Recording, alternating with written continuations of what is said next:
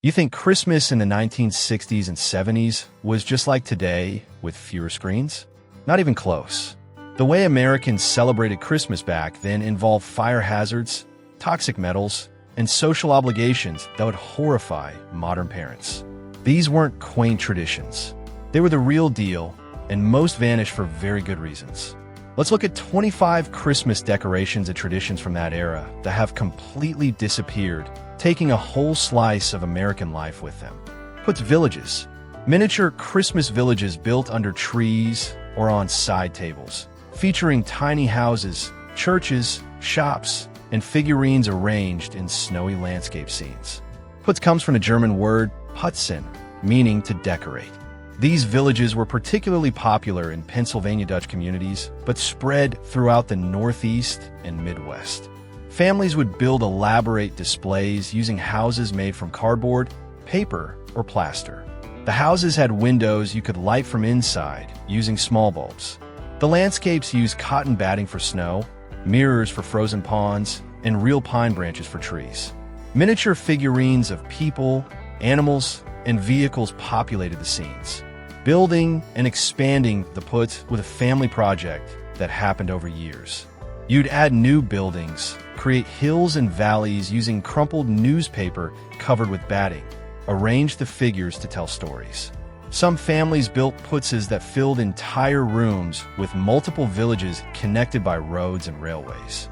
The tradition required significant space and storage, which became problematic as houses got smaller and storage space more precious. By the 1980s, ceramic Christmas village collections from companies like Department 56 replaced traditional Putz villages. These were more expensive but more durable and required less annual construction. The old paper and plaster Putz tradition faded except in communities where it was deeply rooted culturally. Holiday train sets. Electric train sets circling the base of Christmas trees, featuring detailed locomotives, passenger cars, freight cars, miniature buildings, and landscapes that families built more elaborate every year. For many families, setting up the train was as important as decorating the tree itself. The trains weren't toys in the casual sense. They were serious model railroading equipment. Lionel and American Flyer produced high-quality trains with detailed metalwork, working headlights, smoking stacks, and realistic sound effects. A basic set cost $30 to $50 in 1960s money, serious investment for a middle-class family. Serious hobbyists built permanent layouts in basements with multiple trains, detailed scenery, and complex track systems. Setting up the Christmas train was Dad's job. You'd arrange the track around the tree, test the connections, place the train on the rails, plug in the transformer, then slowly increase power until the train started moving. That moment when the train began rolling, when a headlight came on and the whistle blew, was magical for kids watching. The trains represented craftsmanship, engineering, and the romance of railroads that was still alive in American culture. By the 1980s, video games and electronic toys were replacing mechanical toys that required setup and imagination. Train sets became specialty items for serious hobbyists rather than common family decorations. They're still available, still appreciated, but they're no longer the standard Christmas decoration they were for 3 decades. Cornucopia tree decorations. Horn-shaped ornaments symbolizing abundance and prosperity, often made from papier-mâché, foil, or thin metal. These decorations combined old-world harvest symbolism with Christmas celebration. The cornucopia shape was filled with small treats, nuts, or candies, making them interactive decorations that children could explore. Families would hang multiple cornucopias throughout the tree, each filled with different treats. Walnuts and almonds in their shells, small hard candies, miniature toys, or trinkets. The ornaments themselves were often beautiful, decorated with metallic paint, glitter, or printed designs. On Christmas morning, children would pick cornucopias off the tree and empty them, discovering what treats each contained. This combined decoration with gift-giving in a way that extended the Christmas morning experience beyond just opening presents under the tree. The tradition faded as concerns about food safety and pests grew. The idea of hanging food items on a tree for weeks before Christmas started seeming problematic. Mice or insects could get into the treats. The food could spoil. By the 1970s, most families had switched to purely decorative cornucopias without actual food, which removed the interactive element that made them special. Eventually, even decorative cornucopias disappeared from common use, replaced by standardized ball ornaments and themed decorations. Blown glass animal ornaments. Delicate Christmas ornaments shaped like birds, deer, rabbits, squirrels, and other animals, individually hand-blown from colored glass by craftsmen in Germany and Eastern Europe. These ornaments featured remarkable detail, textured surfaces, painted features, and sometimes had tails or antlers made from wire or spun glass. Each ornament was unique because they were handcrafted. The glass was blown into molds while hot, then removed and hand-painted with fine details. Eyes, whiskers, feather patterns, spots, or stripes. The results were tiny works of art that cost considerably more than mass-produced ball ornaments. Families collected these ornaments over years, adding new animals each Christmas. Children would identify favorite animals and request specific ones as gifts. The ornaments became treasured decorations that carried memories and stories. This bird was purchased the year we visited New York. This deer was a gift from grandmother. The blown glass ornaments were fragile. They'd break if dropped or if packed carelessly. Over years and decades, collections would shrink as ornaments broke and couldn't be replaced with identical versions. By the 1980s, cheaper plastic ornaments were replacing expensive glass ones in most households. The tradition of slowly building a collection of handcrafted glass animals faded as people prioritized durability and cost over craftsmanship and uniqueness. Aluminum Christmas trees. Picture a Christmas tree that looked like it crash-landed from a spacecraft. That's what living rooms across America featured in the early 1960s. Aluminum Christmas trees hit the market in 1958, manufactured primarily by the Aluminum Specialty Company in Manitowoc, Wisconsin, and by 1965 they were everywhere. These weren't painted to look metallic. They were actual aluminum foil strips, cut precisely and attached to paper-wrapped wire branches. Workers in the factory would cut the foil, wrap each piece around wire, then slot the branches into a central pole that had color-coded holes so you wouldn't mess up the assembly. The whole thing came in a box, and you could set it up in about 30 minutes. Here's the catch. The aluminum was so reflective and conductive that you couldn't use regular Christmas lights. The heat could start fires or cause electric shocks. So families bought these rotating color wheels instead. Basically a spotlight with colored gels, red, blue, green, and gold, that spun slowly and cast changing colored light onto the tree. You'd plug in the wheel, it would start rotating, and your tree would shift from red to blue to green in this slow, hypnotic cycle. Kids would sit and watch it for ridiculous amounts of time. The trees came in different sizes, from tabletop versions to 6-footers, and you could get them in silver, pink, or gold. They cost about $25 in 1965, which was serious money, maybe $250 in today's terms. But they represented something bigger than just a decoration. They were space-age, modern, optimistic. Everything American culture was trying to be in the early 1960s. Then in December 1965, a Charlie Brown Christmas aired for the first time. There's that scene where Charlie Brown rejects the aluminum trees and picks a sad little real tree instead, and Linus gives a speech about what Christmas really means. Almost overnight, aluminum trees became symbols of everything wrong with commercialized Christmas. Sales collapsed. By 1970, most manufacturers had stopped making them completely. The cultural mood shifted that fast. Handmade paper chain garlands. Before screens, families spent December evenings at kitchen tables covered with construction paper, scissors, paste, and increasingly cranky children, making paper chains that would stretch across entire rooms. The tradition exploded during the Great Depression when store-bought decorations were completely out of reach for most families. But it stuck around through the 1970s because it was cheap, it kept kids busy, and it genuinely looked festive. The process was dead simple. Cut color construction paper into strips about an inch wide and 6 inches long. Form a loop, paste the ends together, thread the next strip through, paste it, repeat until your hands cramp. What emerged were garlands that could reach 20, 30, even 50 feet long. Mom or dad would cut the initial strips using a ruler and scissors, creating neat stacks of red, green, white, gold, and silver paper. Older kids would form the loops and apply paste from small jars with rubber-tipped brushes. The paste had this distinctive, sweet, slightly chemical smell that became completely tied to Christmas preparation in kids' minds. Younger children would thread strips through existing loops and press the ends together, which kept them involved even if their fine motor skills weren't quite there yet. The chains would drape across doorways, wind around stair railings, hang from the ceiling in swooping curves. They cost almost nothing. A pack of construction paper was maybe 50 cents and would make hundreds of feet of chain. The labor was the point. Hours spent together at the table, working on something tangible, seeing immediate results.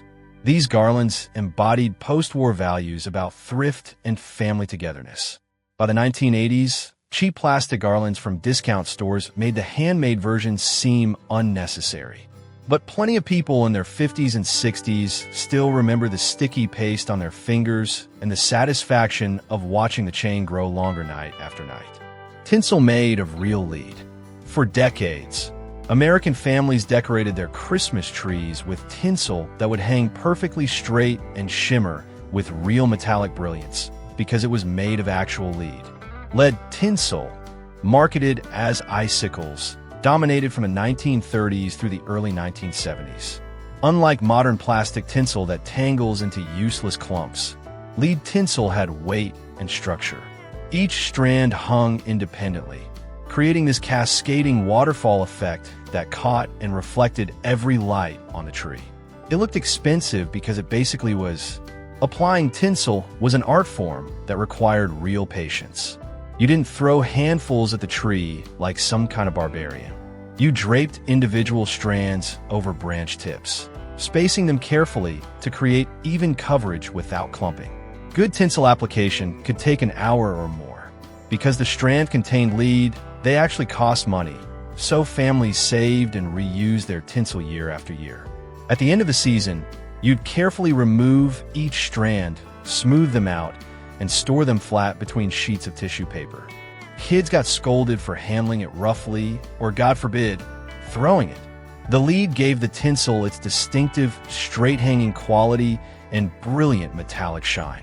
It also made it genuinely toxic, especially for young children who might stick strands in their mouths, which kids absolutely did. By 1972, the Consumer Product Safety Commission banned lead tinsel in the United States.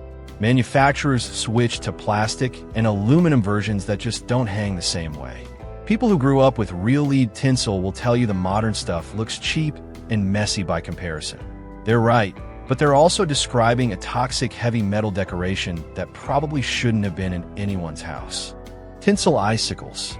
Individual metallic strands designed to hang from branches like icicles, different from tinsel garland, which came in continuous lengths. These icicles came in boxes containing hundreds of individual strands that you'd hang one by one across the tree. The best icicles were made from aluminum or silver-coated plastic that had enough weight to hang straight without clumping. You drape each strand over a branch tip, spacing them evenly throughout the tree to create a shimmering, icy effect. When done carefully, it looked like your tree was covered in frozen water that caught and reflected every light. The process was tedious and time-consuming. It could take hours to properly apply icicles to a full-size tree. And at the end of the season, many families would carefully remove them for reuse, which took even longer. The alternative was throwing them away, which felt wasteful when they cost several dollars per box. By the 1980s, people started questioning whether the hours of work were worth the visual effect. Pre-decorated artificial trees didn't need icicles. The tradition shifted from universal practice to something only families with significant patience still bothered with. Modern icicles are made from plastic that tangles and clumps more than the old metal versions did. The quality degraded as demand decreased, which further reduced interest. The practice survives mainly among people who've been doing it for 50 years and consider it essential to proper tree decoration. Celluloid Santa figures. Small Santa Claus figures made from celluloid, an early form of plastic that was lightweight, colorful, and extremely flammable. These Santas were molded into various poses: standing, sitting, climbing chimneys, riding in sleighs. They came in sizes ranging from 1 inch to about 6 inches tall. The figures were brightly colored in reds, whites, and greens, with painted faces that range from jolly to slightly unsettling, depending on the manufacturer's skill. Families would place them on mantel displays, window sills, or clip them directly onto Christmas tree branches. Celluloid had significant advantages. It was cheap to produce and could be molded into detailed shapes. But it had one massive disadvantage. It was incredibly flammable.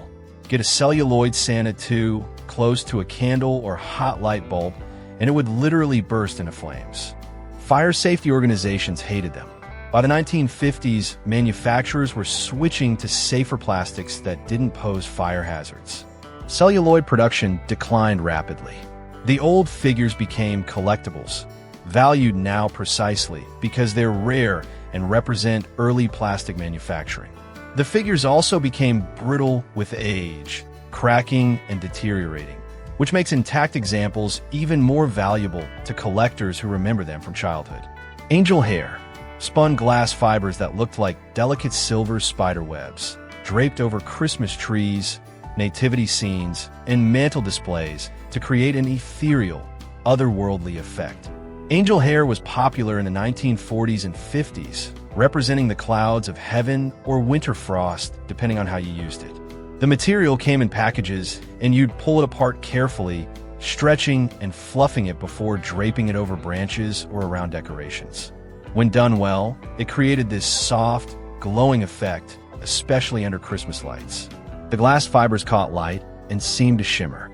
The significant problem was that spun glass is itchy and irritating to skin. Handling angel hair left your hands and arms covered in tiny glass particles that itched for hours. If the fibers got airborne, you'd be breathing them in. And it was a fire hazard when placed near hot bulbs or candles, which people absolutely did. By the 1960s, safety concerns and the sheer annoyance of handling the stuff led to declining use. Some families switched to synthetic angel hair made from plastic fibers, but it never looked as good. The tradition mostly died out, surviving only in households that had always used it and weren't about to change. Most people under 50 have never seen real angel hair and don't know what they're missing, which is probably for the best. Feather trees. Christmas trees made from dyed goose feathers attached to wire branches, originally created in 19th century Germany as a response to deforestation. These trees had a sparse, almost minimalist appearance that was completely different from full evergreens.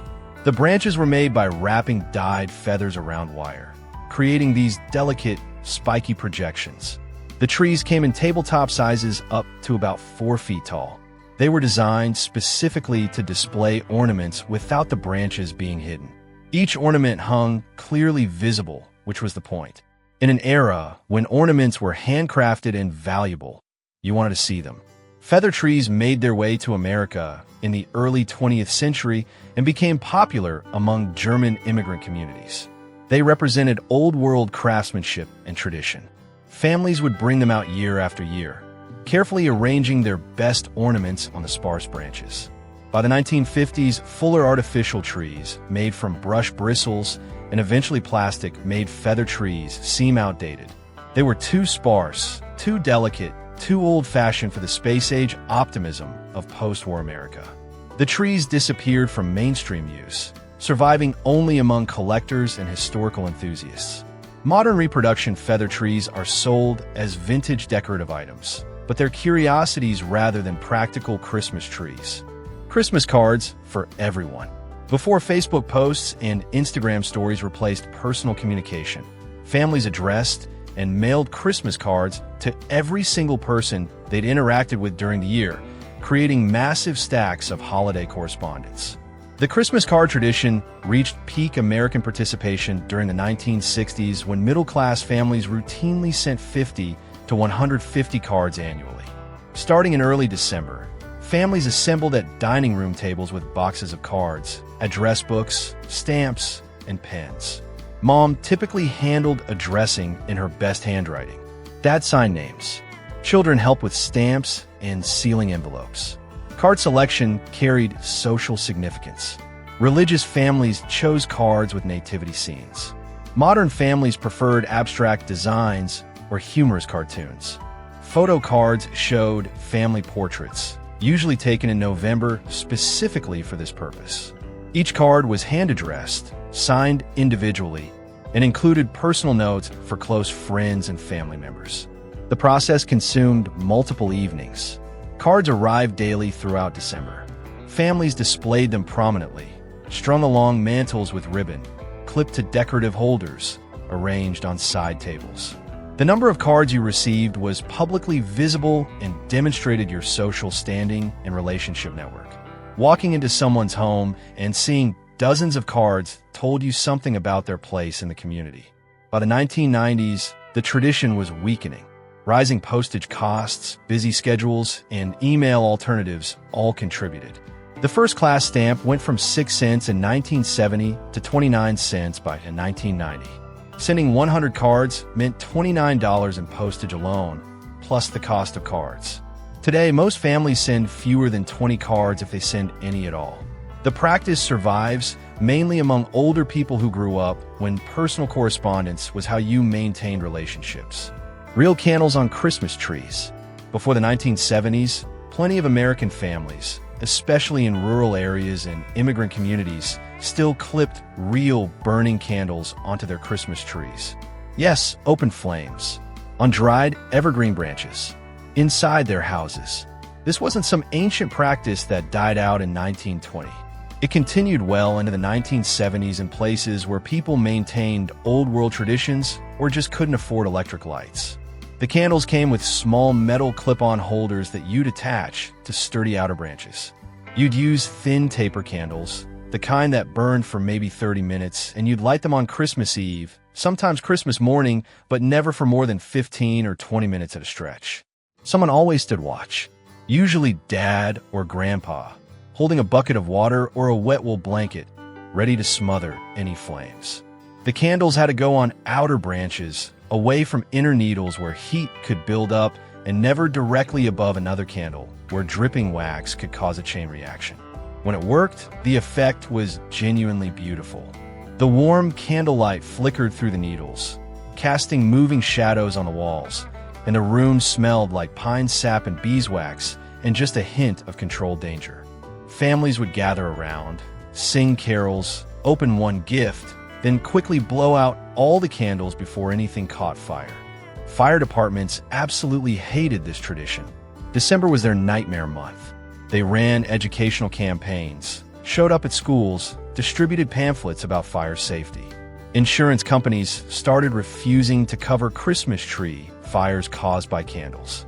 By the mid-1970s, the combination of cheaper electric lights and genuine fear finally killed the practice in most households. But ask anyone over 70 from a rural area, and they'll tell you about watching those candles with a mixture of wonder and terror. Bubble lights on Christmas trees. If you wanted to transfix a child in the 1960s, you plugged in a string of bubble lights and waited for the liquid to heat up. These things were mesmerizing. Each light was a narrow glass tube filled with methylene chloride, a liquid with a very low boiling point, sealed above a regular Christmas bulb. When the bulb heated up, the liquid would boil and send streams of colored bubbles rising through the tube in constant motion. Carl Otis invented them in 1946, and they dominated American Christmas trees through the 1960s. Families would buy multiple strings and arrange them strategically throughout the tree, creating these columns of moving color that caught your eye and held it. The lights took several minutes to warm up after you plugged them in, and kids would gather around waiting impatiently for that first bubble to appear. Each tube came in different colors: red, green, blue, gold, amber. The bubbles caught and refracted the light from the bulb below, creating these shimmering vertical streams that never looked exactly the same twice. It was chemistry and physics made visible, turning a static Christmas tree into something that seemed alive. The lights had problems. They used a lot of electricity. The tubes were fragile and would break if you weren't careful packing them away. The methylene chloride was mildly toxic, though nobody worried much about that at the time. But the real killer was that they just looked dated by the 1980s. Many lights came in, then LED lights and bubble lights started seeming old-fashioned. You can still buy reproduction versions, but they're mostly purchased by people feeling nostalgic, not by families decorating their first Christmas tree. Flocking your own tree. Before you could buy pre-flocked artificial trees at Target, families who wanted a snow-covered Christmas tree would spend an afternoon transforming their regular evergreen into a white disaster using aerosol cans of spray-on foam. Flocking kits appeared in hardware stores every November. They contained aerosol cans of white foam material, applicator wands, and plastic sheeting to protect your floors, which you absolutely needed because this stuff got everywhere. The process required planning. You'd set up your freshly cut tree, then lay sheets or tarps around the base, open windows for ventilation even though it was freezing outside, and put on old clothes that you'd probably throw away afterward. The flocking material came out thick and wet, smelling chemical and slightly sweet, sticking to needles and clumps that dried into a crusty, snow-like coating. Application required technique you develop through trial and error. Too much created heavy white blobs that pulled branches down. Too little looked patchy and sad. You'd spray from different angles, rotate the tree, fill in gaps, building up layers that eventually looked like genuine snow coverage. The material got absolutely everywhere. Floors, walls, furniture, hair, lungs. You'd be finding dried white flakes in weird places for months. But the result, when it worked, was magical. A tree that looked like it had been pulled straight from a snow-covered forest and placed in your living room. The practice peaked in the 1960s and early 70s when families were more willing to tolerate mess and chemical exposure for aesthetic results. By the 1980s, people started questioning whether it was worth it. Pre-flocked artificial trees became common and looked just as good without requiring an afternoon of chemical warfare. The DIY flocking tradition faded, though you can still buy flocking kits if you're feeling nostalgic or foolish. Office Christmas parties. Before HR departments obsessed over liability, company Christmas parties were genuinely mandatory events where attendance was tracked and careers could be affected by non-participation. Office Christmas parties during the 1960s and 70s were command performances that combined social obligation with professional networking and old-fashioned employer paternalism. Companies hosted parties at restaurants, banquet halls, or in cleared office spaces, typically on Friday evenings in mid-December. Attendance was officially voluntary, but practically required. Managers noted who skipped parties and absence suggested lack of company loyalty or team commitment. People who didn't attend were questioned on Monday about why they couldn't make it. Legitimate excuses included serious illness or family emergencies. Not feeling like it wasn't acceptable. Parties featured catered dinners, open bars with unlimited alcohol, dancing to live bands or DJs, games and contests with prizes, mandatory gift exchanges, and speeches from executives thanking everyone for their hard work. Dress codes were formal. Men wore suits and ties. Women wore cocktail dresses or dressy pantsuits. Nobody showed up in jeans. The events mixed genuine fun with professional anxiety. Workers had to balance relaxation with maintaining appropriate professional boundaries. The open bars created legendary stories of drunken behavior, inappropriate comments to supervisors, and career-limiting mistakes that would be whispered about for years. Spouses attended and were evaluated by management. Their behavior reflected on the employee. These parties represented the company's role as extended family and social organizer. Modern concerns about harassment, drinking liability, and work-life boundaries have transformed company parties into optional, carefully managed events where the alcohol is limited and HR representatives hover, nervously watching for problems. Sears Wish Book arrivals. Before Amazon wish lists, American children marked the official start of Christmas season by the arrival of the Sears Christmas catalog. a 500-page testament to everything they didn't have but desperately wanted. The Wish book landed in mailboxes each September, usually weighing over 2 pounds. It was a genuine book, perfect bound, with hundreds of pages of toys, electronics, clothing, and household goods. Kids would fight over it, then disappear to their rooms to study every page like it was sacred text. The toy section was the heart of the operation. 50 to 100 pages of pure possibility. The latest Barbie dream houses, Hot Wheels tracks that filled entire rooms, baby dolls that wet themselves, model train sets that cost more than a month's rent, chemistry sets that would be banned today for safety reasons, board games, sports equipment, bicycles. Each item had multiple color photos, detailed descriptions, and prices that kids could calculate down to the penny. Parents used the catalog strategically. They'd tell kids to mark their favorites, then secretly note what they'd actually purchased. Families would spend evenings gathered around the catalog while kids presented carefully prepared arguments for why they absolutely needed a particular toy. The negotiation was half the fun. The catalog's arrival marked something real. Christmas was coming. Start thinking about what you want. Start making your case. The anticipation would build for 3 solid months. On Christmas morning, when you unwrapped something you'd circle back in September, the payoff felt enormous. By the 1990s, specialty toy stores like Toys R Us and television advertising had diminished the catalog's cultural importance. Sears stopped printing the Christmas catalog in 1993. For kids who grew up with it, the Wish book represented a kind of organized dreaming that Amazon's infinite digital inventory just can't replicate. Department store holiday window displays.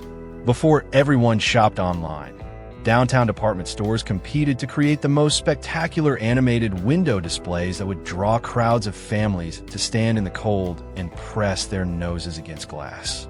Major retailers like Macy's in New York, Marshall Field's in Chicago, Hudson's in Detroit, and regional chains invested thousands of dollars in these displays.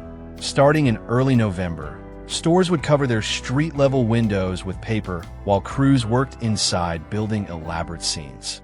The newspapers would run announcements about unveiling dates, building genuine anticipation. The windows told stories using mechanical figures powered by motors and pulleys. Santa's workshop with elves hammering toys that moved up and down. Victorian Christmas scenes with families seated around fires that flickered with hidden lights. Fantasy landscapes with bears and deer that turned their heads. Recreations of the Nutcracker or A Christmas Carol with characters moving through repetitive loops. Families made special evening trips downtown just to see the windows. You'd walk from store to store, comparing displays, debating which was best. Kids would stand transfixed, watching the same mechanical sequence repeat over and over, counting details, inventing narratives to explain what they were seeing. The displays represented civic pride and commercial artistry combined. Stores competed for bragging rights. Local newspapers would cover the unveilings. The Downtown Business Association would promote window viewing as a family activity. It gave people a reason to come downtown during evening hours when retail traffic was normally slow. By the 1980s, suburban mall culture was killing downtown shopping districts. The big department stores were closing or moving to malls where window displays didn't matter because foot traffic happened inside. The tradition survives in a few cities. Macy's still does Herald Square, but it's become a tourist attraction rather than a common local experience. Tinsel garlands. Long metallic strands that wound around Christmas trees in loose spirals, catching light and creating movement with every slight air current. Tinsel garland was different from the individual icicle strands. These came in continuous lengths, often 6 or 8 feet long, made from metallic plastic that twisted and reflected light. The garland came in traditional silver and gold, but also in colors: red, green, blue, even pink. You'd wind it around the tree in loose spirals, starting at the top and working down, letting it drape naturally between branches. When done well, it created this flowing, elegant effect that unified the whole tree. The problem was storage. Tinsel garland tangled impossibly. You'd carefully wrap it around cardboard at the end of the season, but But by next December, it would emerge as a knotted metallic disaster that took an hour to unsnarl. And it shredded. The metallic coating would flake off, leaving you with clear plastic strips that looked terrible. By the 1980s, people were replacing tinsel garland with ribbon or beaded garland that held up better and looked more sophisticated. The metallic tinsel started seeming cheap and dated. It survives mainly in commercial displays and in the homes of people who've been using the same tinsel garland since 1975 and aren't about to stop now. Christmas seals on letters and packages. Small decorative stamps featuring holiday designs covered letters and packages each December, serving as both decoration and charitable donation to fight tuberculosis. Christmas seals were issued annually by the American Lung Association starting in 1907, but they reached peak popularity during the 1960s and 70s. The seals weren't postage. They were colorful stickers purchased in sheets with proceeds funding TB research and treatment. Designs changed yearly, featuring religious scenes, winter landscapes, Santa imagery, or children playing in snow. Families would purchase sheets in November from the organization or through mail campaigns, then apply seals to every piece of outgoing holiday mail. Letters got seals on the back flap. Cards got them near the address. Packages got multiple seals, creating decorative borders. The seals cost pennies each, making charitable giving accessible to everyone regardless of income. Children loved applying them, often adding seals randomly to envelopes in crooked, overlapping patterns that drove their parents crazy but was part of the charm. Receiving mail decorated with Christmas seals was completely normal. It signaled the sender cared enough to add extra effort and contribute to fighting a disease that had terrified previous generations. The tradition declined as tuberculosis became less threatening in American consciousness and overall mail volume dropped. By the 1990s, most people had forgotten TB was once a major killer, and the Christmas seals seemed like random decorative stickers without context. The American Lung Association still issues them, but usage is a fraction of what it was 50 years ago. Modern Americans barely remember they existed. 16. Blue laws closing stores on Christmas Eve. Before 24/7 commerce, strict laws mandated that most retail stores close by noon or early afternoon on Christmas Eve, forcing families to finish preparations early and spend the afternoon together whether they wanted to or not. Blue laws dated back to Puritan times, but survived robustly through the 1970s in many states, restricting Sunday and holiday commerce to protect religious observance and give workers guaranteed time off. On Christmas Eve, most states required stores to close between noon and 3 p.m., with only essential services like gas stations and pharmacies allowed limited hours. This created a hard deadline that shaped behavior. Families rushed through stores on Christmas Eve morning, grabbing forgotten items, dealing with long checkout lines filled with other procrastinators. But by early afternoon, commerce stopped completely. Downtown streets emptied. Shopping centers locked their doors. You went home because there was literally nothing else to do. This forced proximity created traditions. Afternoon cookie baking sessions because ingredients had to be purchased earlier. Present wrapping marathons because stores were closed and you couldn't run out for more tape. Family dinners because restaurants were closed. Church services that were well attended partly because stores offered no alternative. Workers got guaranteed time off without having to negotiate or worry about being scheduled. Retail employees could plan family time, knowing their employer couldn't demand they work late Christmas Eve. The laws protected both religious observance and workers' rights simultaneously. By the 1980s and 90s, blue laws were systematically repealed as retail lobbying intensified and consumer demand for convenience grew. Today, stores stay open until 6 p.m. or later on Christmas Eve. Pharmacies and gas stations never close. The forced family time has vanished, replaced by voluntary time that many people spend shopping for last-minute items or working retail shifts. Cigarettes given as holiday gifts. Before smoking's health consequences became undeniable, cartons of cigarettes were respectable. Even thoughtful Christmas gifts exchanged between adults without irony or concern. During the 1960s and early 70s, when roughly 40% of American adults smoked, cigarettes occupied prominent space in holiday gift-giving culture. Cartons came in special holiday wrapping, red and green cellophane, decorative boxes with seasonal designs, gift sets that combined cigarettes with matching lighters or engraved ashtrays.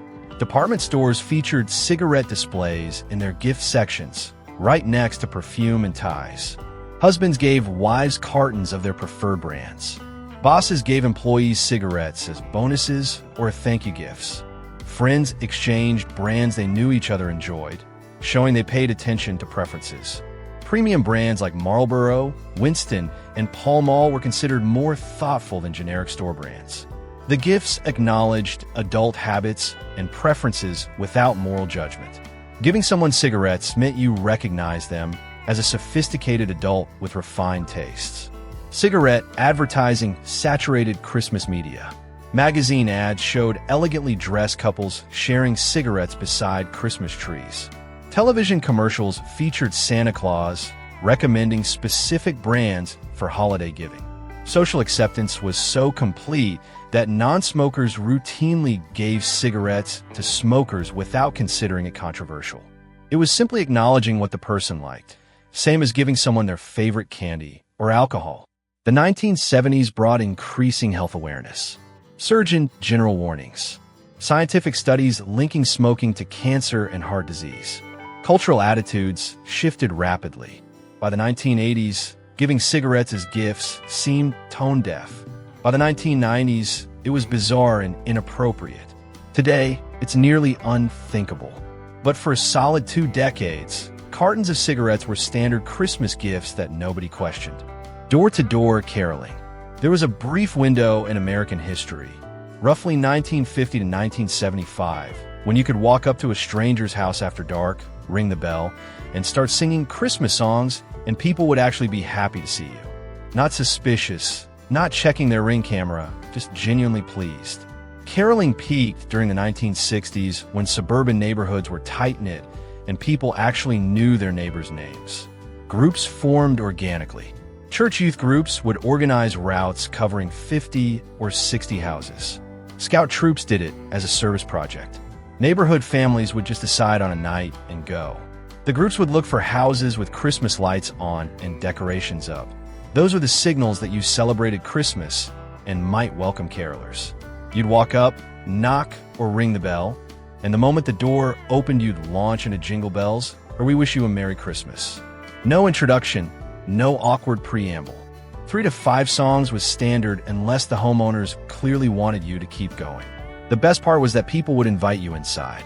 Complete strangers would open their doors to a group of 15 people and say, "Come in, have some cookies and hot cider." Kids would pour into living rooms, adults would chat, and these spontaneous social connections would happen that actually strengthened neighborhood bonds. People remembered who'd been gracious hosts. They'd mention it at the grocery store or church.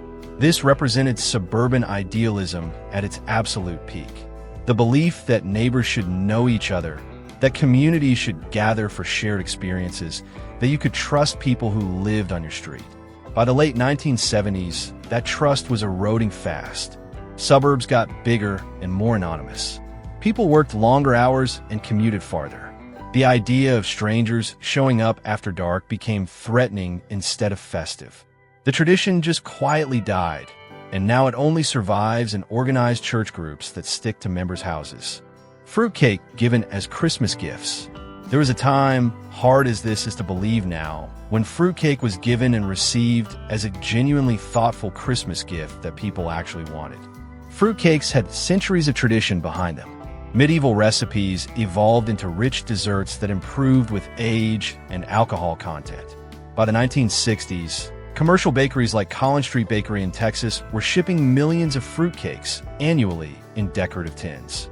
The standard fruitcake weighed 3 to 5 pounds and was dense with candied cherries, pineapple, citrus peel, raisins, and pecans held together with spice cake batter, then soaked repeatedly with brandy or rum during aging. The preparation took weeks. You'd bake it, let it cool, wrap it in cheesecloth, then apply alcohol every few days. A properly aged fruitcake could last months or even years without refrigeration.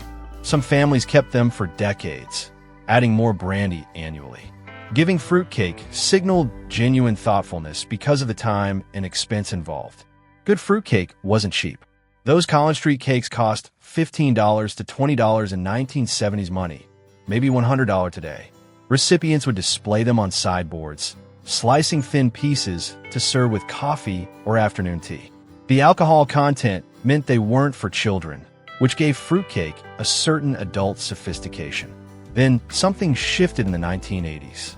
Fruitcake became America's most joked about food.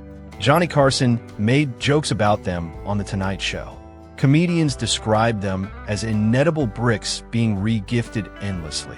The cultural consensus flipped almost overnight from thoughtful, traditional gift to hilarious garbage nobody wants.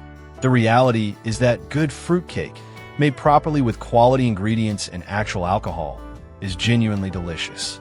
But the cheap supermarket versions that flooded the market gave the whole category a bad name. By the 1990s, giving someone fruitcake had become an ironic statement rather than a sincere gesture. Christmas corsages for women. Throughout December in the 1960s and 70s, well-dressed women wore small floral arrangements pinned to their coats and dresses, making holiday gatherings look like mobile gardens. Christmas corsages had Victorian roots, but they peaked during post-war decades when formal dressing was standard for church, shopping, parties, and restaurant dining. Florists created specific Christmas designs. Small pine bough clusters tied with red velvet ribbon. Single poinsettia blooms backed with evergreen. Miniature arrangements of holly berries and white carnations. Simple red roses with tiny silver bells. Women ordered corsages for specific events or bought weekly varieties to rotate through the season. The corsage got pinned to the left shoulder or lapel using a long straight pin pushed through the stems and fabric. Wearing one signaled effort and femininity and holiday spirit all at once. Husbands gave corsages as small romantic gestures. Hostesses provided them for party guests. Church ladies coordinated colors for Christmas programs and pageants. The flowers lasted 1 to 3 days before wilting, creating a temporary but visible commitment to seasonal celebration that had to be renewed regularly. The tradition declined along with formal dress codes. By the 1980s, casual fashion was taking over. Women wore pants to church and jeans to parties. The corsage started seeming old-fashioned and fussy, something grandmothers did. Younger women stopped wearing them, and the practice quietly disappeared outside of proms and weddings where they hang on as formal accessories. Cash bonuses in small envelopes. Before electronic deposits and corporate gift cards, employers handed workers small envelopes containing actual cash as Christmas bonuses, making appreciation literally tangible in a way modern direct deposits never achieve. The Christmas bonus tradition peaked during the 1960s and 70s when even modest employers provided year-end gifts. Bosses distributed envelopes personally during the final week before Christmas, often accompanied by handshakes and brief conversations that acknowledged the workers' contributions. Bonuses varied wildly based on position and company generosity. Hourly workers might receive $25 to $100. Salaried employees got a week's pay or more. Executives received months of salary. The cash came in crisp bills, sometimes accompanied by a printed card or handwritten note expressing thanks. Workers opened envelopes privately, counted the bills with their fingers, felt the weight and reality of the money. Then they'd make immediate plans for spending.